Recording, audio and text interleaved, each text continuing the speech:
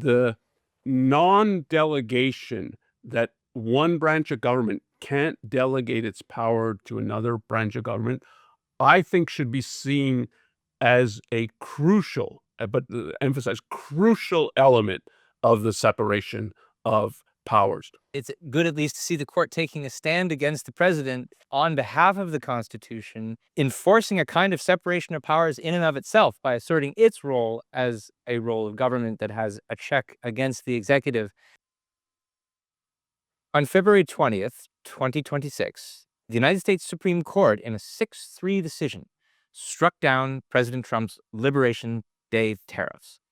These are the ones he had imposed, citing the International Emergency Economic Powers Act, or IEPA. These tariffs had been the centerpiece of Trump's economic policy.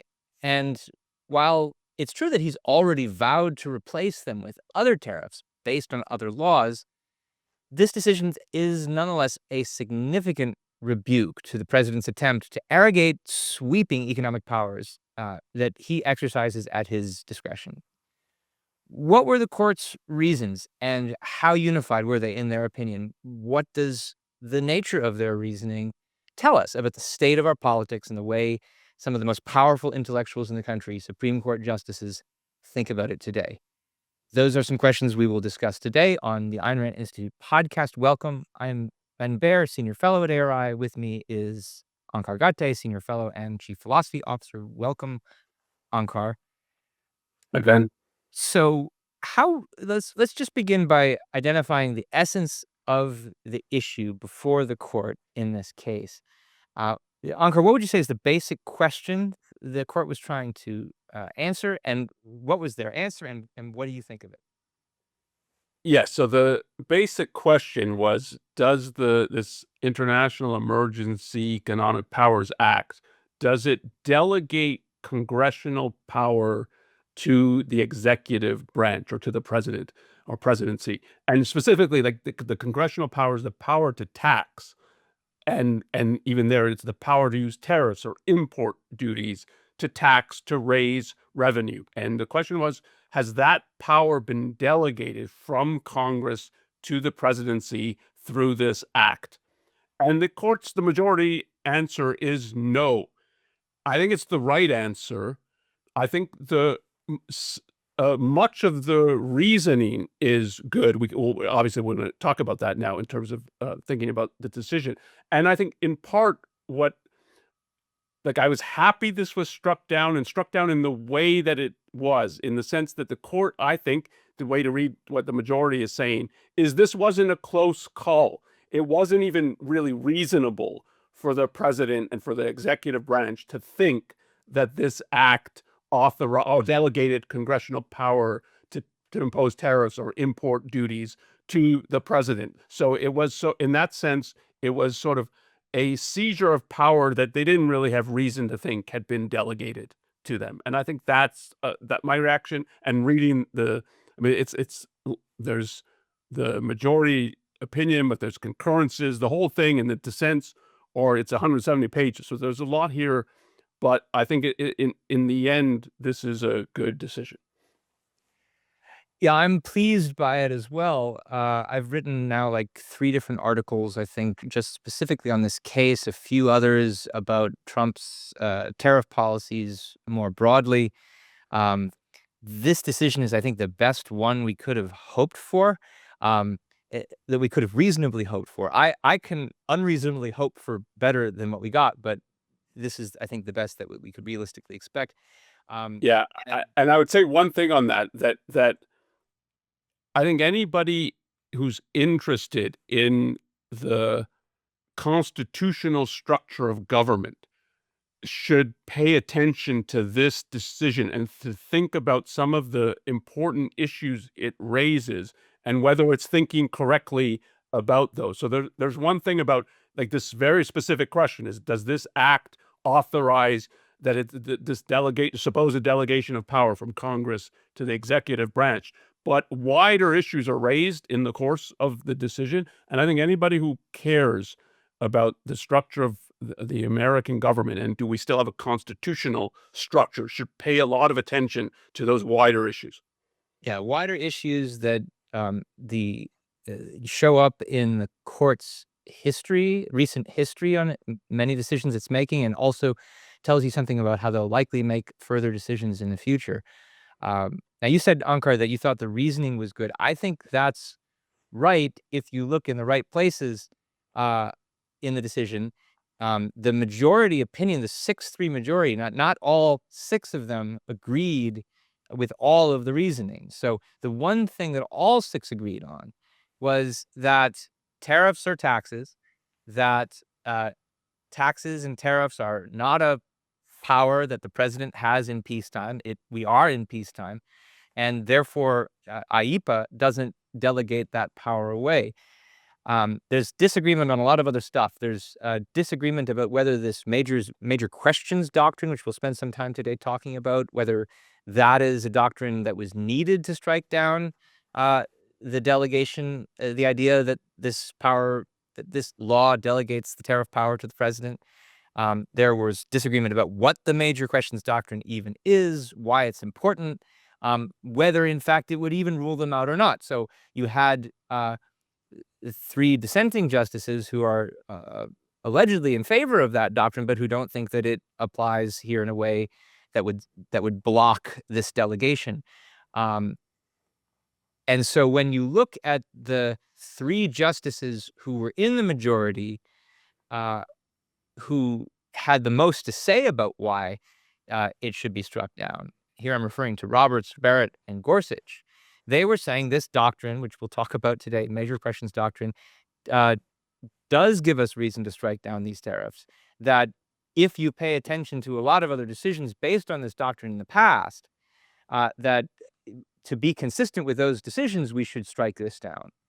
And the doctrine, in essence, is the idea you don't read expansive powers into ambiguous statutes. What the IEPA statute says is the president, if he declares an emergency, has the power to regulate importation, which the dissent and the president read to justify the power of the president to impose tariffs. And what the 3 justices in the majority who are invoking this doctrine are saying is that we invoked that doctrine in the past when there was an expansive power read into an ambiguous statute to say that you can't do that. And so they blocked previous efforts by previous administrations, including by Democrats. We should do that again here today. We should only allow Congress to delegate power to the president where it's stated explicitly, clearly, and with well-defined limits. So that's what the 3 justices would agree to. But even there was disagreement, which we'll talk about more. Onkar, do you want to say more about the reasoning in the majority, but then especially among the 3 justices who invoked this doctrine to decide it? I want to raise specifically some things where I think you don't need this major questions doctrine to really decide it. That's part of what I find persuasive about the argument. So you're putting it, because this is part of the way they put it, of an ambiguous statute. But I think there's a real question of, is this statute ambiguous? And then if it is, you read it narrowly, not you read it, the Congress must have delegated all kinds of power to the executive branch. When it's ambiguous, I think part of what the major questions doctrine in effect means, there's a kind of presumption that they delegated then the least amount of power, not the most amount of power. There's an element of that's going on. But part of the argument for why this statute doesn't authorize tariffs is there's 2 elements that I find compelling. And when you take them together, I think they reinforce each other. So one is that when Congress delegates to the executive branch the power to tax, the power to impose tariffs, and delegate some other regulatory powers, that they're arguing. Now, I'm not an expert in regard to this, so to be fully convinced, I'd have to read the cases they're citing and all the statutes they're citing that says this, that Congress explicitly delegates both delegates a regulatory power and delegates a power to tax. So if they're only delegating the regulatory power, which I don't think it's really at issue, everybody agrees that's in the act, that's what's being delegated, that's what's being given to the executive branch, that you can't read into that the power to tax. And then the major questions doctrine sort of reinforces that you can't read into that. But I think just that in terms of statutory interpretation, that seems plausible. And then I think even stronger is a point. The Roberts makes this late in his opinion that every the other five are joining, and I think they're all joining this part where it's that the you would have to read this act as unconstitutional if you take the interpretation that Kavanaugh in the dissent is taking, and Thomas and Alito are joining in that dissent, because the statute, and I looked this part I went to look at the statute, talks about to regulate imports and exports, importation and exportation, and the Constitution is explicit that Congress doesn't have the power to impose duties or tariffs on exports. So it's not a power they could delegate to the executive branch because they don't possess it. And the Constitution is crystal clear on that. And so if you read it in the way that Kavanaugh and those joining him in the dissent read it, you would have to strike down part of the act as unconstitutional. And again, I think it's a principle of statutory interpretation, or a reasonable guide, that if there's two readings and one's obviously unconstitutional, the other one has to be the right reading. You don't presume that Congress is passing clearly unconstitutional laws. And that too, I think, reinforces that regulate here does not include the power to tax, because if it did, it would be saying that Congress has the power to tax exports, and they don't have the power to tax it. And when we put those two together, I think it's right to think that this act does not delegate to the executive branch the power to tax imports. Yeah, the section of the Constitution, by the way, where it says that Congress cannot regulate exports is Section 9 of Article 1, where it says, no tax or duty shall be laid on articles exported from any state. And the dissenters are very clear in arguing that regulating importation can mean a tax or a duty. So the force of their argument would imply that regulating exportation could mean the same thing too. But then, yes, it would be unconstitutional. And it's interesting that, if I recall correctly, neither of the major dissenting documents by Kavanaugh or by Thomas speak to that argument. I don't remember that they even actually answer it, and so it's a very forceful argument. Yes. We'll talk more, I think, about why, in spite of that argument, those two justices, Thomas and Kavanaugh, still find their dissents plausible. Why they read regulate importation to mean to include the tariff power. We'll talk more about that later. But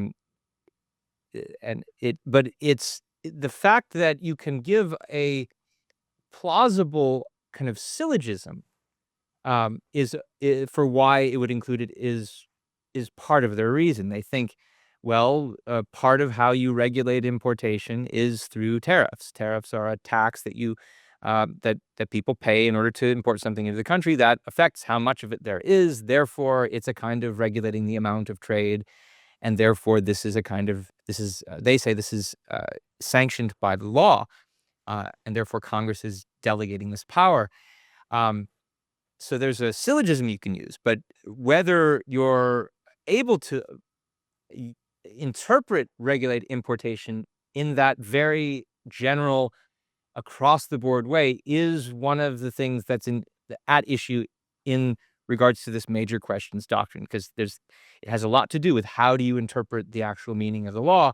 Do you assume that Congress would have meant this if it has the effect of making it unconstitutional, or if it means delegating away some core power of theirs. And so maybe now's a good time to turn more to that, first by talking about what Justice Gorsuch had to say. Major questions doctrine and non-delegation doctrine more broadly is really his hobby horse. It's the thing that he's been that he most often writes about in his concurrences and his decisions. He's a major advocate of the idea that Congress can't delegate its powers to the president on separation of powers grounds. The major questions doctrine is a way that he tries to implement that. And so in his concurrence, most of the time what he spends doing is talking about that doctrine from and how it applies, how it's being applied or not being applied by the various other parties in this decision. So, for example, he chides the other members of the majority, Sotomayor, Jackson, and Kagan, for not being consistent about this. He thinks that by joining the majority opinion, they're in effect conceding some version of the major questions doctrine.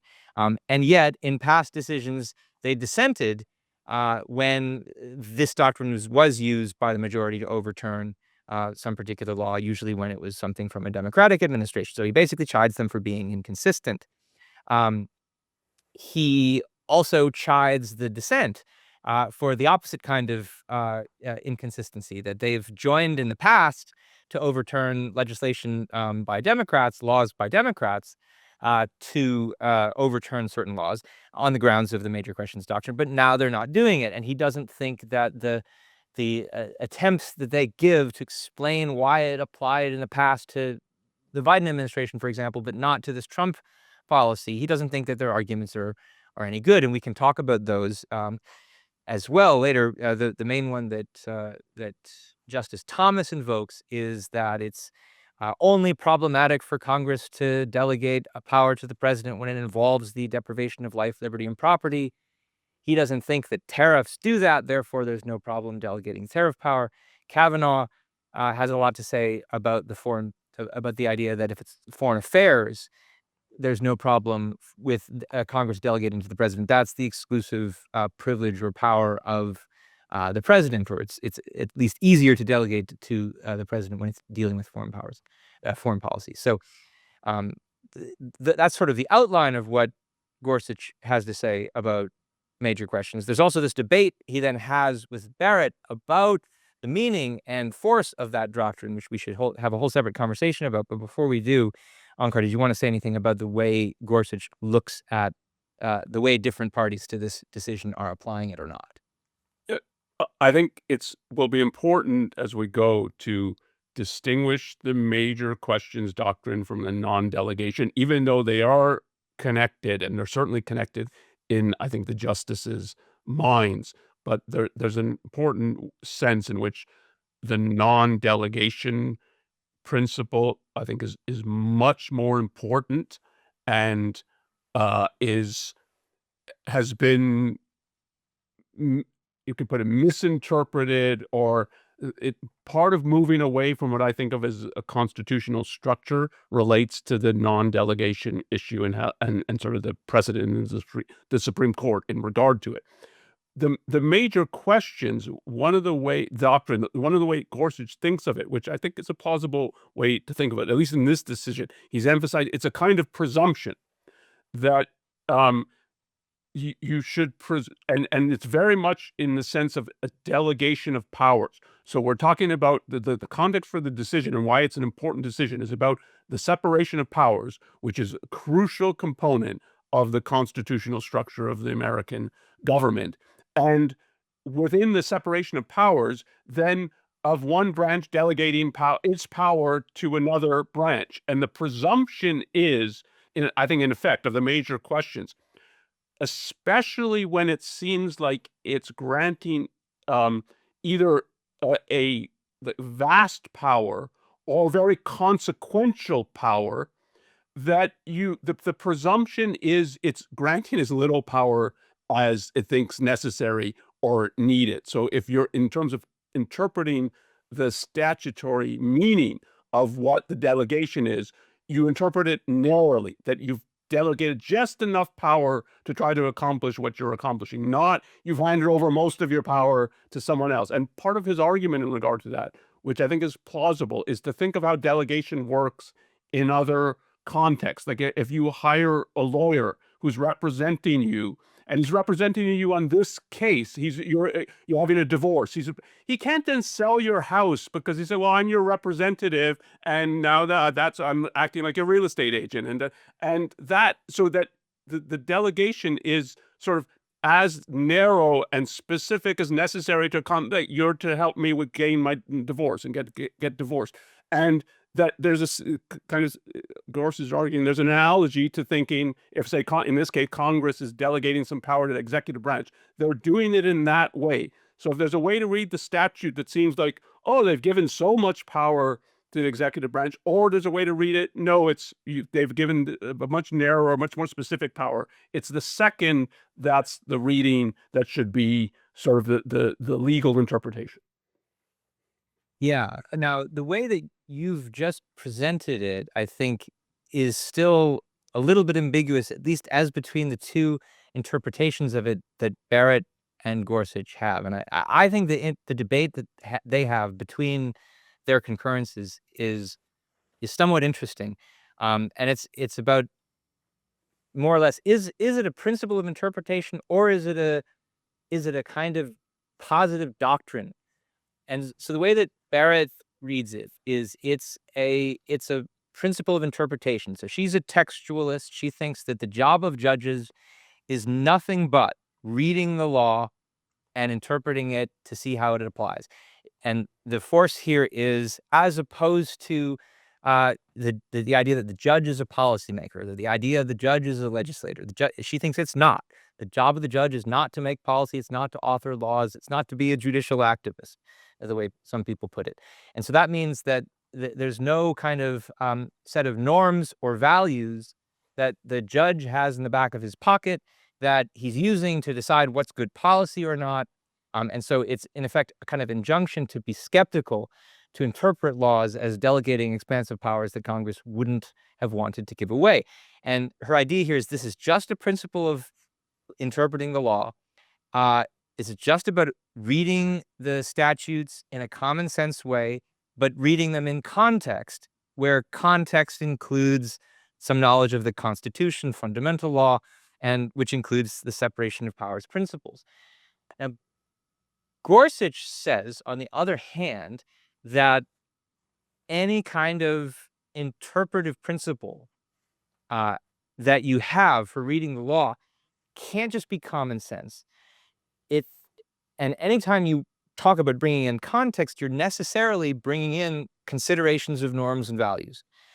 And he looks back at the court's recent major questions decisions and says there's no way that you can interpret them as just common sense reading of the text, because there's all kinds of cases where the common sense reading of the definitions of the terms would imply you give this power to the president. So, for example, if Congress says the FDA can regulate drugs and it gives a certain definition of a drug by which tobacco is a drug, then that should give the FDA the power to regulate to regulate tobacco. But in one of the cases, they decided it does not because of context about the way Congress has traditionally given deference to the tobacco industry, et cetera. And so at the end of the day,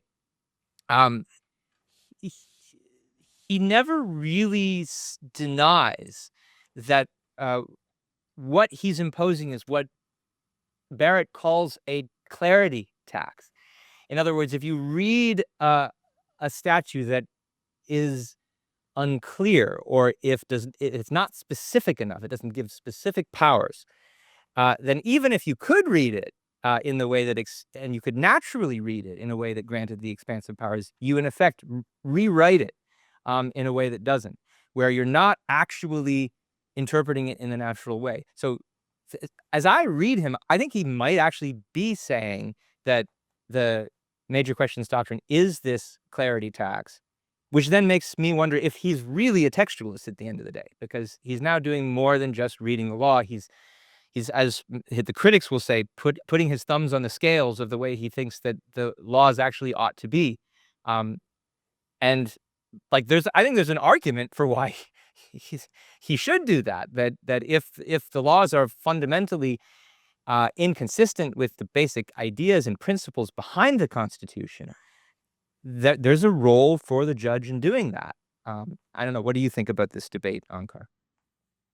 Yes, I think there's an element of that going on. You've read more of Barrett's other, so in this decision that where they're debating in effect about the major questions doctrine, they're making reference to other things they've said in other decisions. You've read more of that than I have, so I think you have more of a view.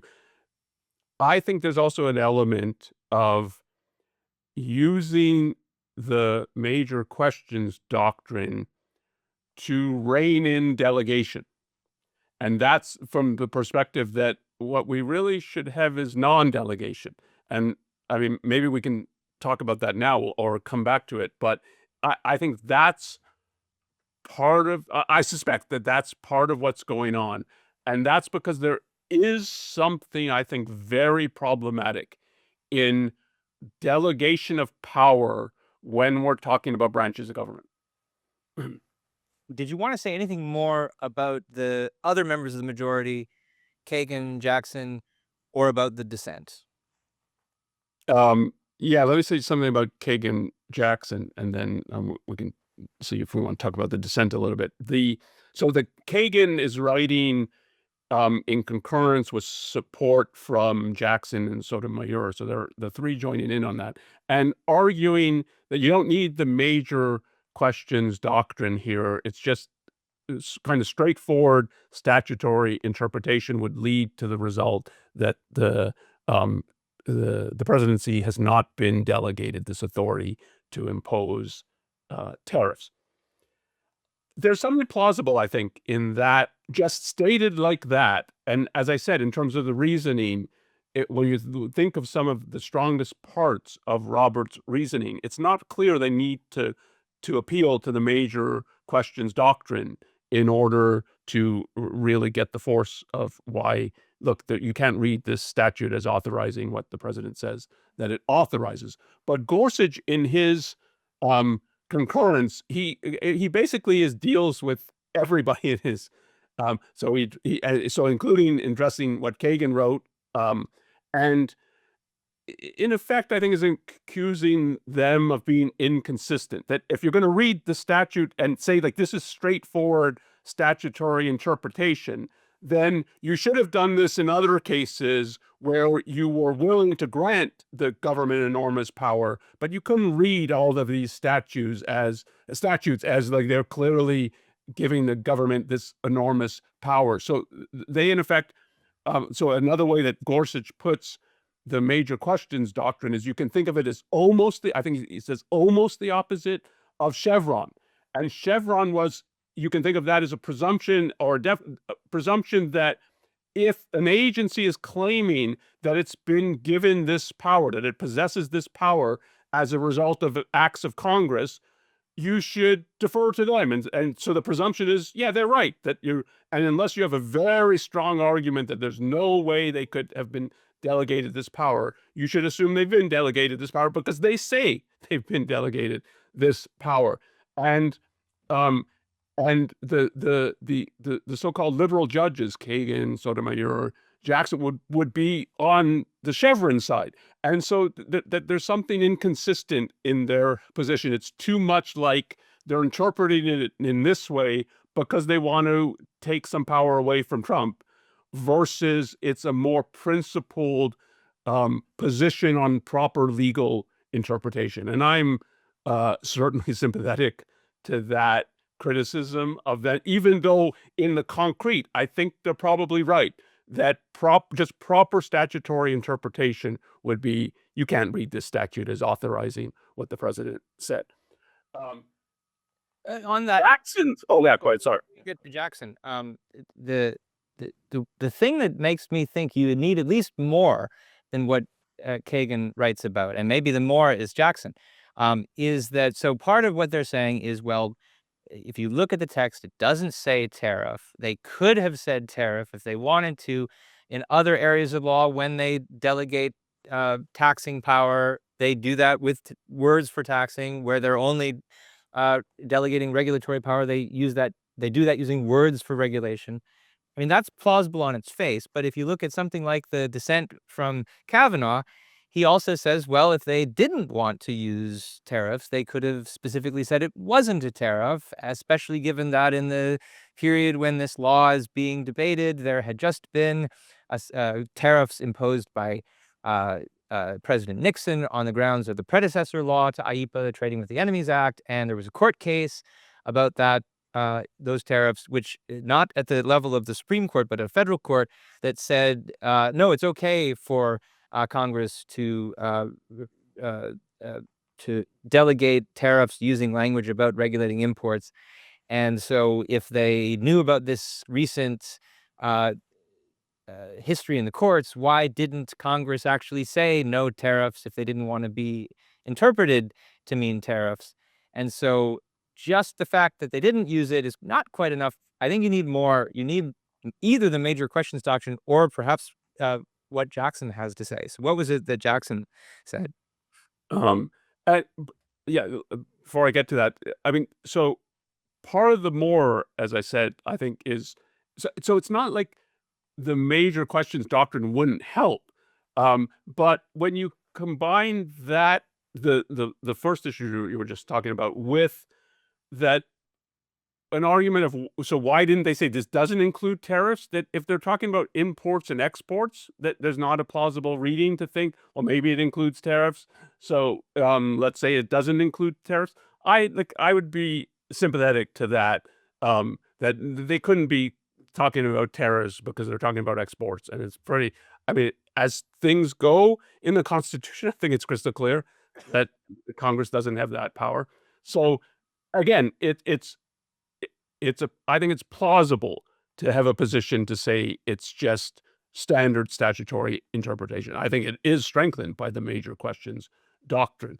But another way to strengthen it is what Jackson brings up in her short, uh, sort of additional point that she's making, but joining in the basic decision, is that if you look at congressional intent in regard to the passage of this act and what they say they're trying to do, it's very much about sanctions and about freezing foreign property and seizing it in the and like this act is I mean, its main use is to justify all kinds of different sanctions against different governments and so on. That when you look at that's what the intent is, and she knows that she's dealing with originalists, many of whom will say you can't look at it intent; that's a subjective matter. So I think the way that she presents it is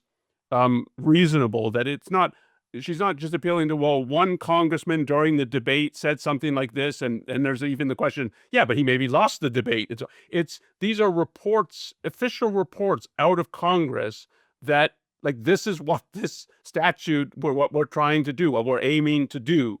And she makes the point, which again to me is plausible in a modern context, that many congressmen, in terms of when they're thinking about bills and voting on bills, they don't read the whole thing. So they read these reports about like, this is what the bill is doing. So like they matter. And that if that also shows the intent, it's not to impose taxes on foreign goods. It's to freeze them in terms of what you do when you impose sanctions on countries. That again, I think that's relevant for statutory interpretation. And you see in the course of this overall decision why it has to be relevant, because the attempt to just be a kind of quote unquote pure textualist, where you're only looking at the text of the law and you're only reading it in a common sense way,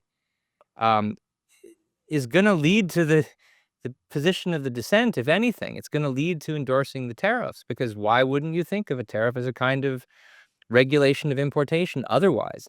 And so Barrett, who's the one who's the most consistently, in my view, textualist, has to say, well, yeah, of course you have to bring in context of fundamental laws.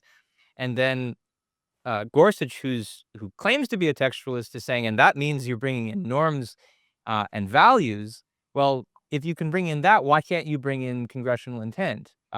That's especially when you've got a written record of it, just like there's written records of all the different history of all the different laws that originalists and textualists like to bring in their arguments. They'll look at precedents where in English common law where somebody had similar kinds of laws, and Gorsuch gives many examples of laws that were struck down on non-delegation grounds even before the major questions doctrine was anybody's idea. So, like, if you And if you think, uh, yeah, I agree with that. And if you think as well, just of what these people like Gorsuch do, they cite often the founders, the Federalist Papers, Hamilton and Madison. Well, what they're talking about is the intent of the laws and the intent of the Constitution. And they are giving a lot of weight to Madison said such and such, and Hamilton said such and such about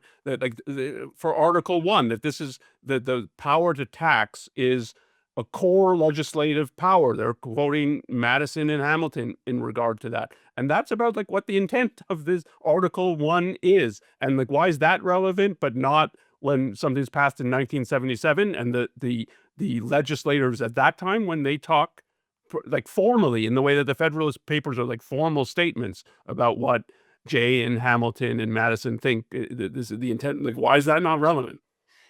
do you want to say any more before we get to sort of the big question, the big issues, the big value implications of this decision, um, about the dissent, about Thomas or Kavanaugh? Yeah, let me just say something about Kavanaugh, and then we can come to Thomas in the context of talking about like some of the wider issues, because he, in effect, I think in his dissent, is raising a wider issue. He's focused on the non-delegation, so we can talk about that when we talk about non-delegation. The Kavanaughs, I don't, in the end, find it convincing, his dissent. So as I've said, I think the majority opinion is convincing. The argument is sound. But Kavanaugh's dissent, I don't think, is crazy.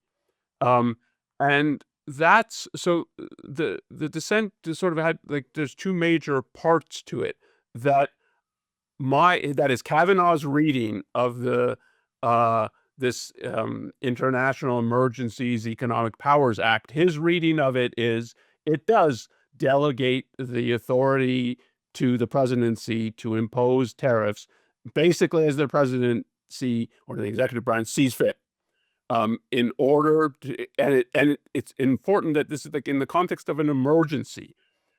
So it's the International Emergencies Economic Powers Act. That, and think both actually are relevant. That it's an emergency and it's economic.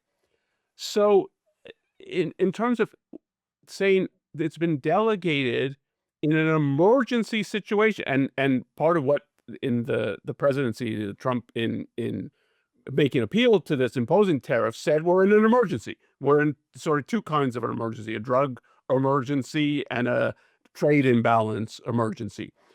So it's, yeah, we could talk about that as an emergency, but it's so exciting. There's two emergencies, so I need this. I'm in fact claiming this power that's been delegated to me when there's an emergency, and it's an economic power. Like that's what it's the Emergencies Economics Power Act. And to think that in an emergency, the Congress is giving to the executive branch a power to impose tariffs as a way of, and think like if you've got a trade imbalance, as a way of trying, and that's an emergency, as a way of trying to rectify an emergency trade imbalance.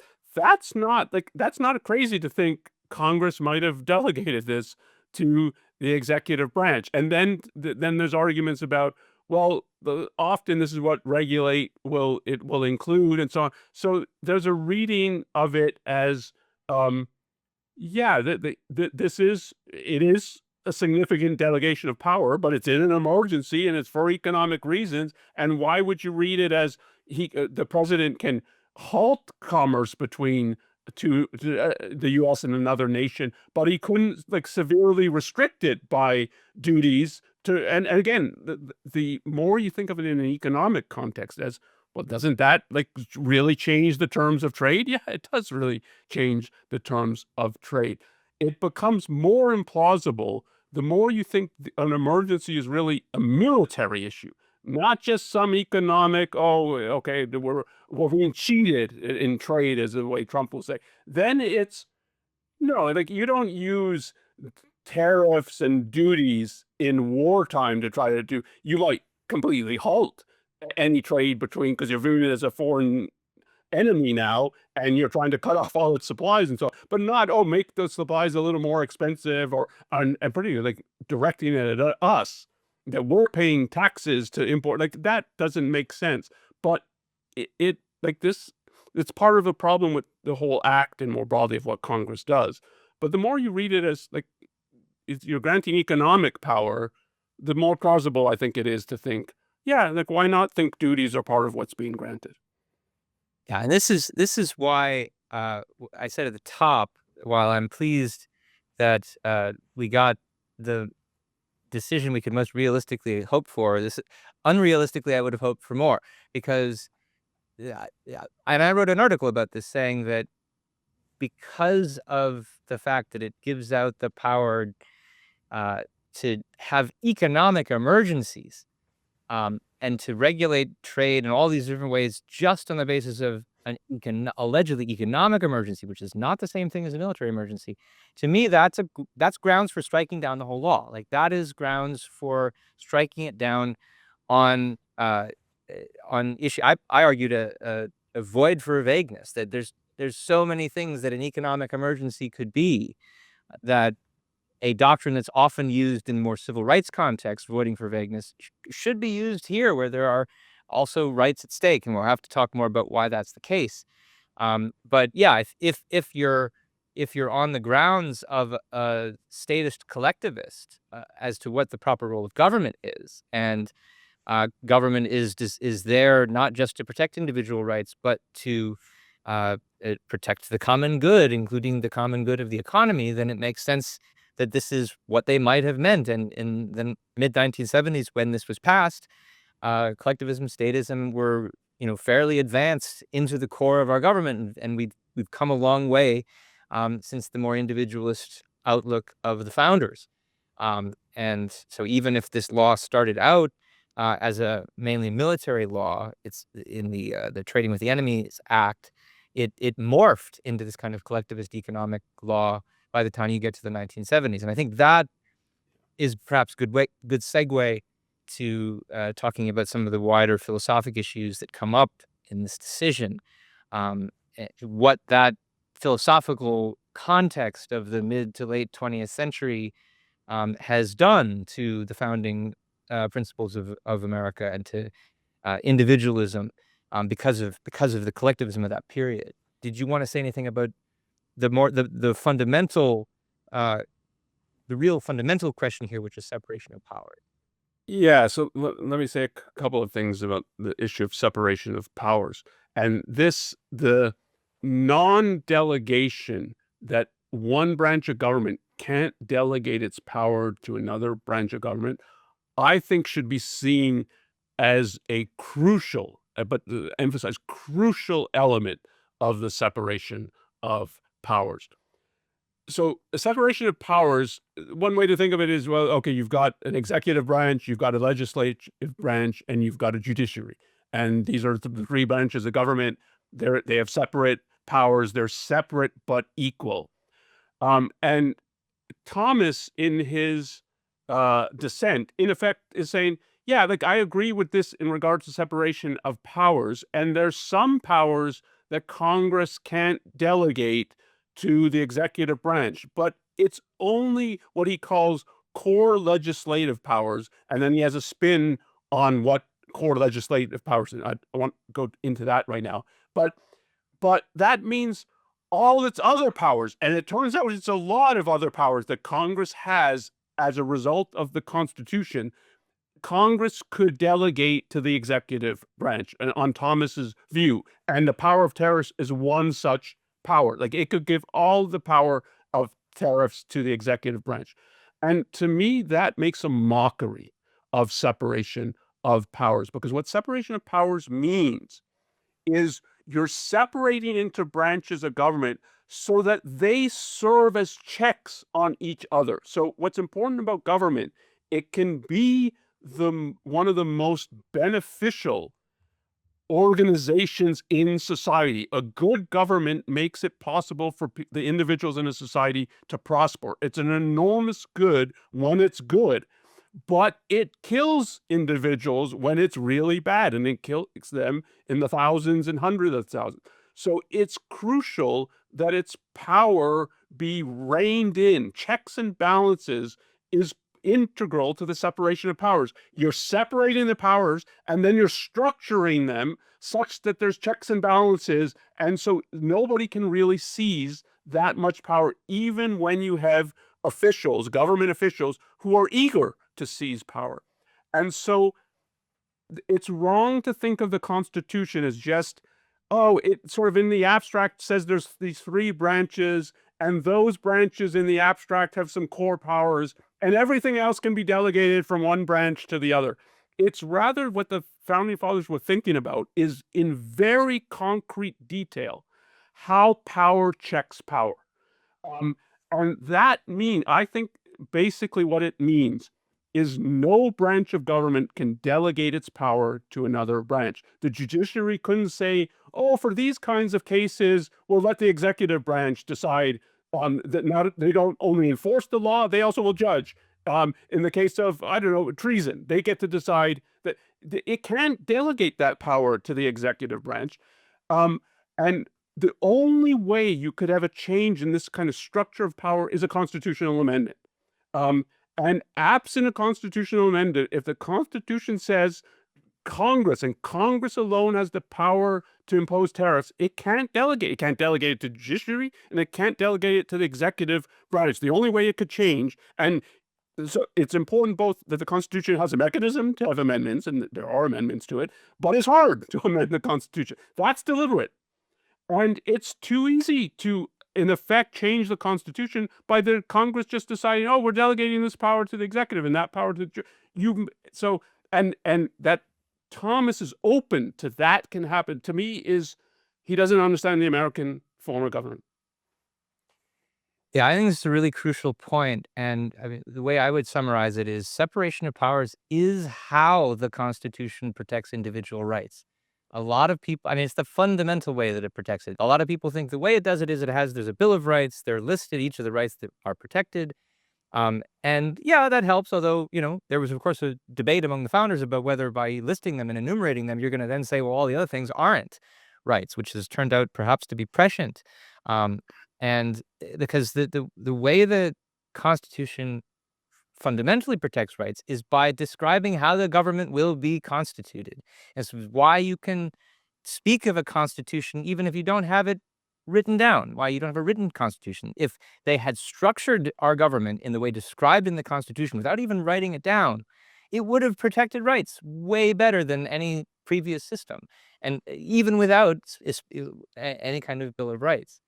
And so, yeah, you can't really underscore that point enough, that insofar as what Trump was doing, not just on this issue, but on others, and what he's been doing, what government has been doing, and previous presidents have been doing in recent decades to break down this separation.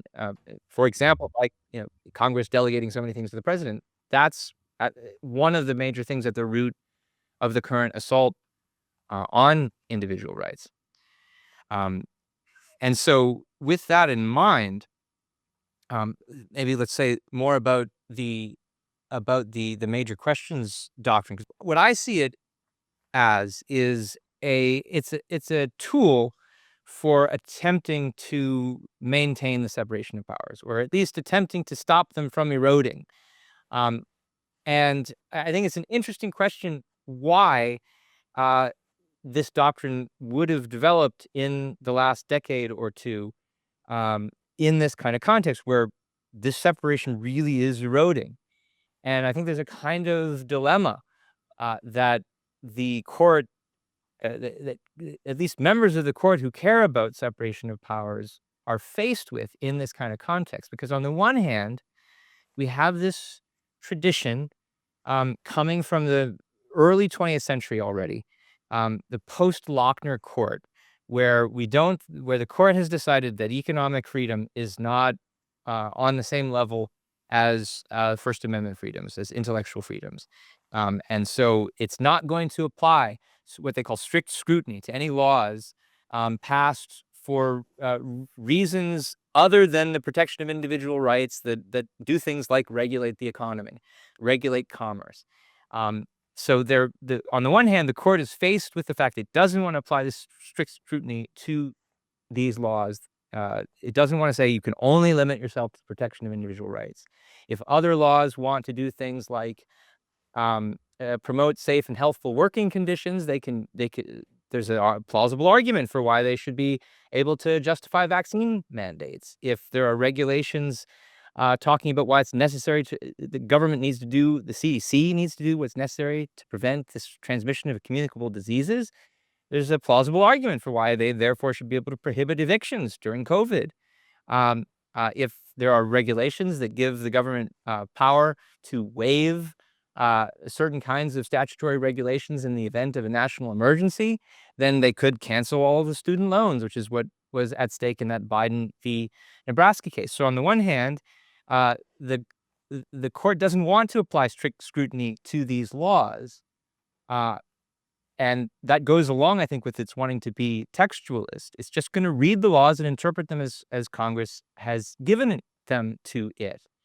But on the other hand, it wants to find some way to push back at this massive, expansive power, ill-defined powers that the president is now wielding. And they want to do it in a way that still looks like textualism. Because they say they're not bringing in their values. They say they're just reading and interpreting the laws. And so I think this doctrine is an attempt to do that. It's an attempt to square that circle. We're just reading the laws, but we're pushing back against this power, even though we don't want to apply strict scrutiny and say certain laws are just unconstitutional because they're not even in the Constitution to begin with. And so what ends up happening, I think, and I think Gorsuch is the one who's the most self-conscious about this, is that they end up looking for a way to strike down laws on the grounds of what Congress should have said, even if they didn't say it. Should have said it if they care about preserving the separation of powers.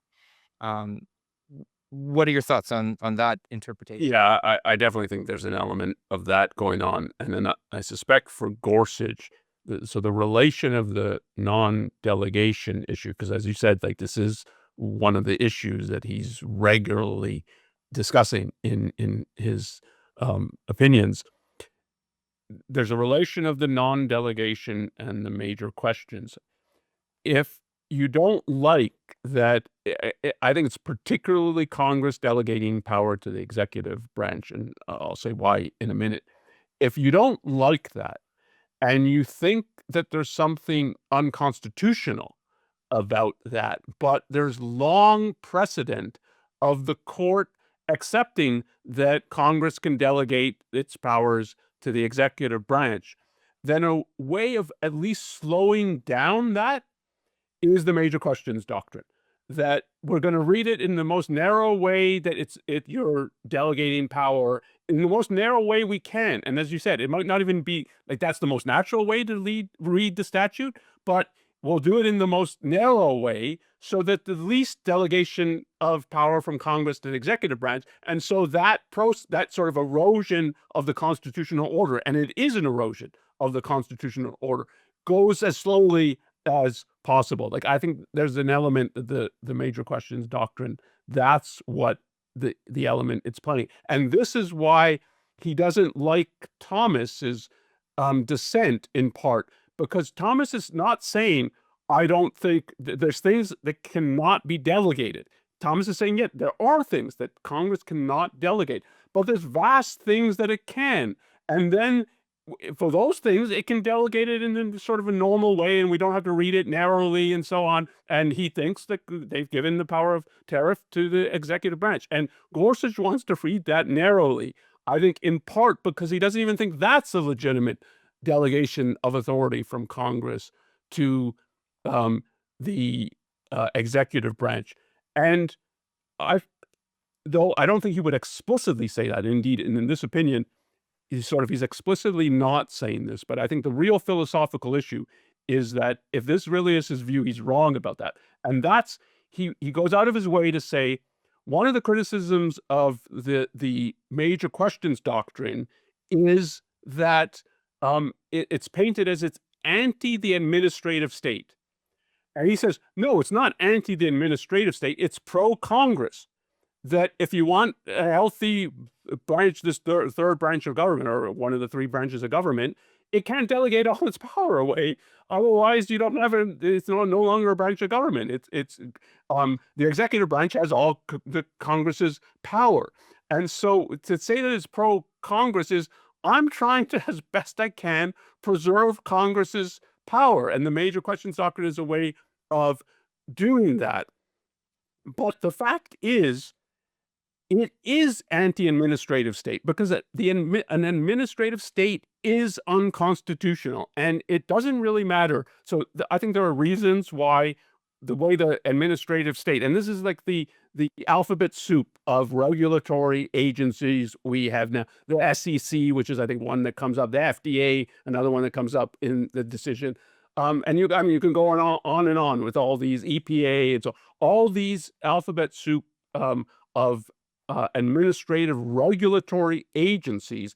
They're viewed as mostly part of the executive branch, but everybody knows there's a way in which they make laws, and then they execute on those laws. This is what they have so much discretionary power, but that's really the power to make laws, and that's the sense in which Congress has given its legislative powers to the executive branch, and that's unconstitutional.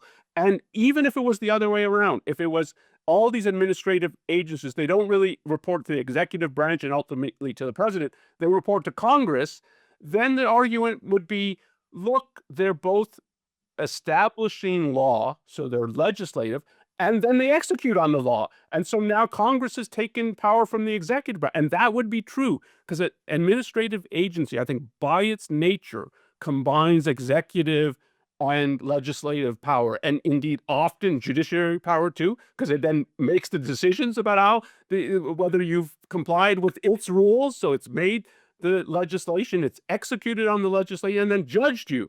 And that's unconstitutional, and there's no getting around that it's unconstitutional if you take seriously what the Constitution is and what the framers did.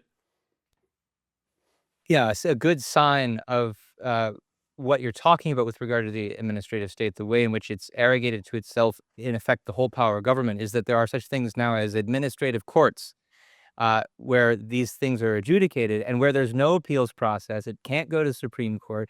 You're basically out of luck if you disagree with their interpretation of the regulation on many questions. I wanted to talk about next about the point that Gorsuch is making, that he's not anti-administrative state, he's pro-Congress. And I take your point that there's a real way in which he is anti-administrative state. But I want to go one step further and say it's not enough to be simply pro-Congress. I mean, it's good that we have one and that the separation of powers doesn't fall apart so much that we don't anymore. But if you're really concerned with the overall issue of protecting individual rights, and that's the role of government, it's not enough to be pro-Congress. You also need to be pro-Constitution. And I find it interesting that this whole debate between Gorsuch and Barrett about delegation is deeply obsessed with what does it mean for one branch of government to grant permission to another branch of government, for Congress to delegate powers to the president.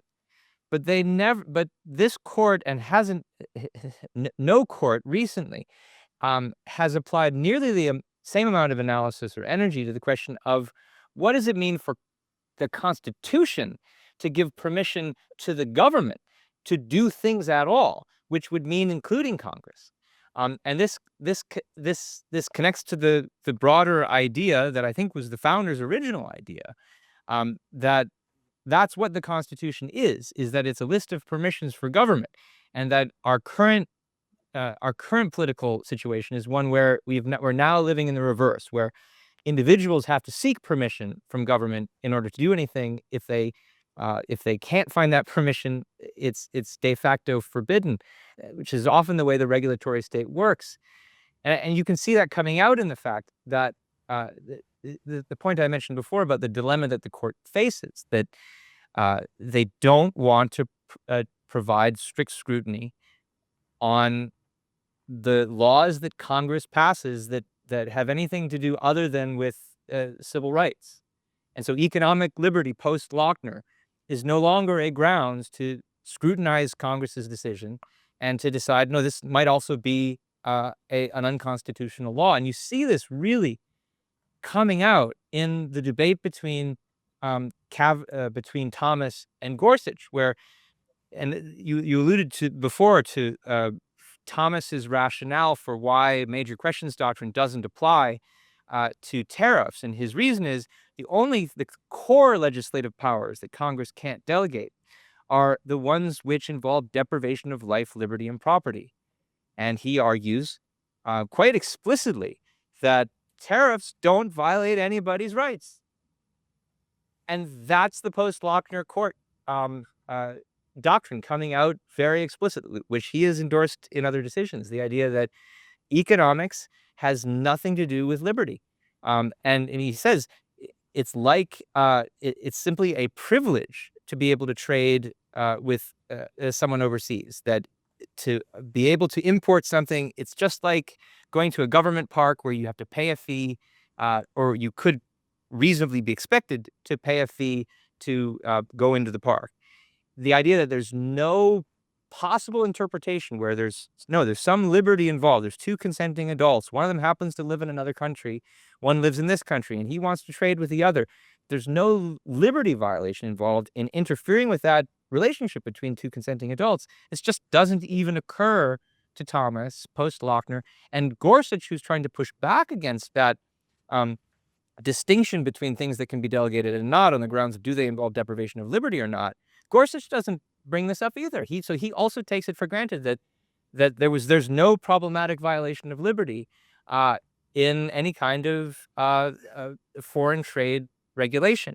The most that he says is that there's no constitution, there's nothing in the Constitution that distinguishes among the powers that Thomas says can be delegated and ones that aren't. This is sort of a distinction that Thomas is imposing on it, which is good enough as far as it goes. But the fact that they're so unwilling to revisit the post-Lochner era is a sign of the erosion of separation of powers that are happening because of advancement of statism and collectivism and our erosion of the principle of individual rights as what government is set up to protect.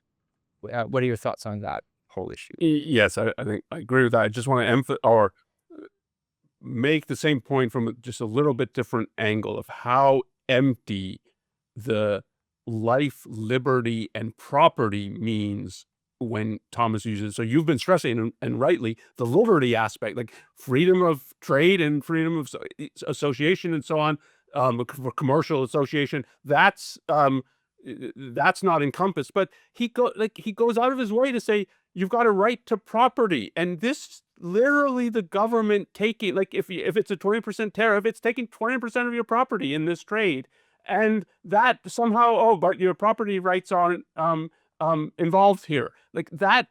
So that's just hand waving to the Declaration of Independence and the way the framers thought about rights, without really thinking that there are such a thing. And I think in the end, that is Thomas's view. He doesn't believe in rights in the way of what they mean, what they properly mean. That government there is to secure your rights, and they predate government. And government, you have to understand the whole structure of government as predicated on its basic purpose is to defend and secure your rights. I don't think in the end Thomas actually thinks that, and it's very revealing that he can toss out, oh yeah, you've got a right to property, and here, like, what is a tax if not the taking of your property? Um, one last issue, at least that I want to talk about, is the emergency issue. That this is the International Emergency Economic Powers Act, because it comes up a few times in this decision in at least two good ways, but it's not really the focus of the decision because, as we said at the outset, what's at issue is, did this act authorize the presidency or the executive branch to impose tariffs however it saw fit to deal with an emergency? But it was, does it authorize this? Not, what do we think about, is there an emergency or not? But there's at least two things that the judges in the majority say that I think are important. So one, I think it's Roberts, but quoting something that Jackson says in a different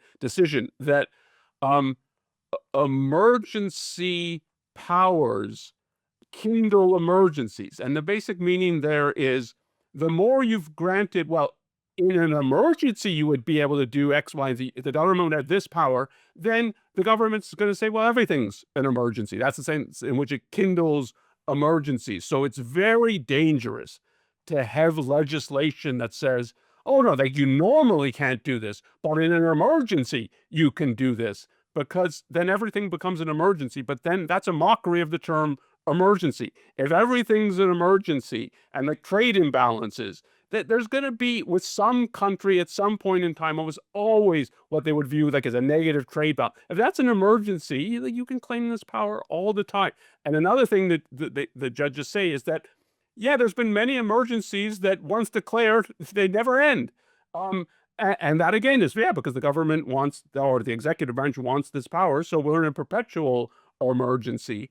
And the third thing they say is, the executive branch is insisting in this case, or like in the litigation, that its declaration of an emergency is non-reviewable, which means, I take it, what it means, it's not reviewable by the judiciary. The Congress has a certain mechanism that there's I think it's the National Emergencies Act that has provision for how Congress could say, even though the executive branch says it's an emergency, Congress could say, no, there's no emergency here. But part of what and this is about separation of powers as well, it's hard to do that because the president could veto that. So you need 2/3 majority in both both branches of Congress, or segments of Congress. And that's very hard. So that once it claims this emergency power, if it's really non-reviewable, that it's going to wield it forever. And it would be good if a case would come up on this issue, is the executive branch's declaration of emergency, but really it would be Congress too. Is that non-reviewable? Because this statute's not just an emergency, it's an unusual and extraordinary threat, is part of the language in there. And I think that has to be reviewable by the courts, because if you're going to have rule of law and people to be able to plan, and again, the decision, a good thing about it is it activates this context of this, the president changing the tariffs every day is like, this is too much like a whim, arbitrary power. You can't plan, you can't run a business if every day you want to deal with foreigners, and every day the price changes like enormously because he's lifted or imposed new tariffs and so on. And that there's something like anti-trade, anti-property, productivity in that is true. They don't go that far, but like they have, like, they're disturbed. I think particularly Gorsuch is disturbed by the president could do, and that would be, it should be reviewable. That you can't claim this is an emergency. This is not what an emergency means, and it would be good if that came to the Supreme Court. Yeah, this is the reason why I think IEPA should just be struck down. That it contains such such vague language about what an emergency is, that then gives the president this expansive power. But we didn't get that. What we got was striking down an application to a case of a president who was particularly eager to abuse that law. And while I think that this decision doesn't resolve all of the economic or jurisprudential questions that we've talked about today in all the ways that I would have hoped, it's good at least to see the court taking a stand against the president on behalf of the Constitution, enforcing a kind of separation of powers in and of itself by asserting its role as a role of government that has a check against the executive, and in this case, against an executive who's got blatantly authoritarian behavior and intentions. So yeah, I'm still pleased, and I should mention Gorsuch is also the one in this decision who's the most explicit about saying that it was against the abuses of a king who wanted to import tariffs on his unrepresented citizens that the American Revolution was fought.